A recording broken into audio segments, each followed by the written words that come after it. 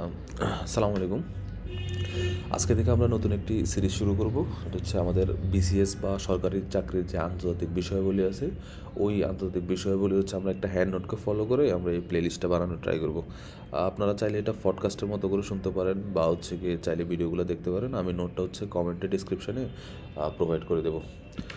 প্রথমত আমাদের আজকের টপিকের মধ্যে হচ্ছে আমরা ইন্ট্রোডাকশান যে ব্যাপার, ইন্ট্রোডাকশান টু ইন্টারন্যাশনাল অ্যাফেয়ার্স, এটা কীভাবে আন্তর্জাতিক সম্পর্কের উৎপত্তি হলো বা আন্তর্জাতিক ইন্টারন্যাশনাল অ্যাফেয়ার্স আমাদের কেনই বা পড়তে হবে, এই ধারণাটা আমরা একটু নেওয়ার চেষ্টা করব। প্রথমত হচ্ছে আগে যে যোগাযোগ ব্যবস্থা, আগের বিশ্বে যে যোগাযোগ ব্যবস্থা ছিল, এটা মূলত হচ্ছে দেশগুলো একটা মহাদেশের সাথে তেমন ভালোভাবে কোনো যোগাযোগের ব্যবস্থা ছিল না। তো এখন আস্তে আস্তে যখন হচ্ছে গিয়ে যোগাযোগ ব্যবস্থা উন্নত হইতেছিল, তখন হচ্ছে গিয়ে পুরা বিশ্বটা যে গ্লোবাল ভিলেজের যে কনসেপ্টটা, অর্থাৎ কানেক্টিভিটি যখন বেড়ে যাচ্ছে, তখন হচ্ছে একজন একজনের সাথে যোগাযোগের একটা ব্যাপার স্যাপার চলে এসে তখন যে বিশ্ব ব্যবস্থা বা হচ্ছে বিশ্বর একটা ধারণা আসছে যে হচ্ছে পুরা সবাই মিলে এক একজনের উপর নির্ভরশীলতা, তারপর হচ্ছে এক এক জায়গায় এক দেশ থেকে এক দেশে যাওয়া, কীভাবে কী কে কার সাথে কীভাবে ব্যবসা করবে, এই ধরনের কনসেপ্টগুলো যখন যোগাযোগ ব্যবস্থার উন্নয়ন হয়েছে, তখন হচ্ছে এই কনসেপ্টগুলো আসা শুরু হয়েছে। এখন আন্তর্জাতিক সম্পর্কের উৎপত্তি বা আমরা যে ইন্টারন্যাশনাল রিলেশন যে সাবজেক্টটা আছে, এই সাবজেক্টের উৎপত্তিটা মূলত কীভাবে হয়েছে, মোটামুটি পঞ্চম শতকে ইউরোপীয় অঞ্চল বলতে এখানে হচ্ছে ব্রিটেন, তারপর হচ্ছে গিয়ে ব্রিটেন বলতে হচ্ছে আমরা যদি ধরে ইউকে, তারপর হচ্ছে পর্তুগিজরা, তারা হচ্ছে মূলত বিভিন্ন দেশে হচ্ছে গিয়ে ইনভেশন করতেছিল তখন, অর্থাৎ হচ্ছে কলোনি বানাচ্ছিল। পর্তুগাল, তারপর যে ফ্রান্স, ডাচ, এদের যে কলোনিগুলো বানাচ্ছিল, তখন এরপর থেকে 17 শতকে তাদের মধ্যে বিভিন্ন ধর্ম নিয়ে ও রাজনীতি নিয়ে হচ্ছে বিভিন্ন যুদ্ধ শুরু হয়েছে।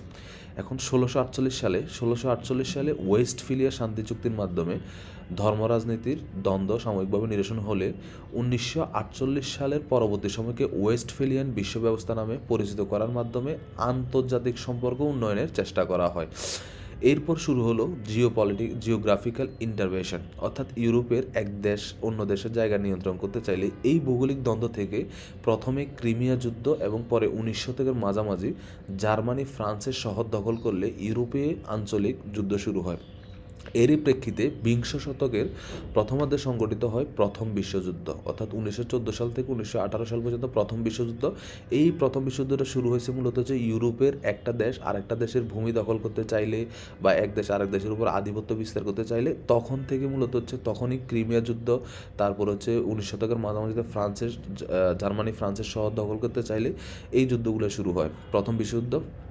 এই দ্বন্দ্ব থেকে বেরিয়ে না আসা প্রধান কারণ ছিল ক্ষমতা ও স্বার্থ। প্রথম বিশ্বযুদ্ধের পর আন্তর্জাতিক বিষয় নামক তত্ত্বের আবির্ভাব, তার মানে প্রথম বিশ্বযুদ্ধের পর থেকেই আন্তর্জাতিক বিষয় বা ইন্টারন্যাশনাল রিলেশন এই বিষয়টার আবির্ভাব শুরু হয়েছে।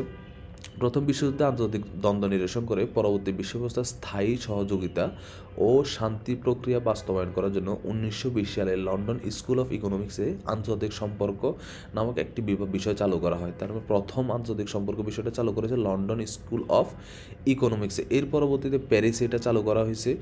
দ্বিতীয় বিশ্বযুদ্ধের পর এশিয়া, আফ্রিকা, দক্ষিণ আমেরিকা, অস্ট্রেলিয়া দেশগুলোতে আন্তর্জাতিক সম্পর্কের বিষয়টি অধ্যয়ন শুরু হয়। তার মানে আমরা বুঝতেছি প্রথম আমাদের আন্তর্জাতিক সম্পর্ক বা আইআর সাবজেক্টটা প্রথম চালু হয়েছে যে লন্ডন স্কুল অফ ইকোনমিক্স, এরপর হচ্ছে প্যারিস স্কুল অফ ইকোনমিক্স, এবং সেকেন্ড ওয়ার্ল্ড ওয়ারের পর থেকে এশিয়ার দেশগুলা, তারপর হচ্ছে আফ্রিকা, দক্ষিণ আমেরিকা, অস্ট্রেলিয়ার দেশগুলোতে আন্তর্জাতিক সম্পর্ক বিষয়টি অধ্যয়ন শুরু হয়।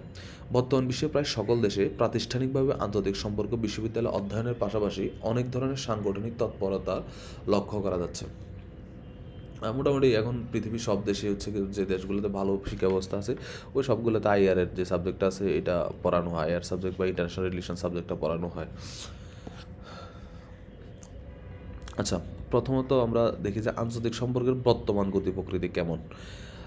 আন্তর্জাতিক সম্পর্ক বলতে বোঝায় একটি রাষ্ট্রের সাথে অন্য রাষ্ট্র ও আন্তর্জাতিক সংগঠন। এখানে আন্তর্জাতিক সংগঠন বলতে বোঝা হচ্ছে ওয়ার্ল্ড ব্যাংক, তারপর হচ্ছে আইএমএফ, তারপর হচ্ছে কি আমরা যদি বলি ইউনাইটেড নেশন, তারপর হচ্ছে গিয়ে ইইউ, এগুলো মোটামুটি যতগুলো আন্তর্জাতিক সংগঠন আছে বা হচ্ছে যারা মূলত একটু পাওয়ারফুল সংগঠন, পাওয়ারফুল অর্গানাইজেশন, ওদের সাথে একটি রাষ্ট্র ও একটি আন্তর্জাতিক সংগঠন সমূহের সংযোগ ও আদান প্রদান।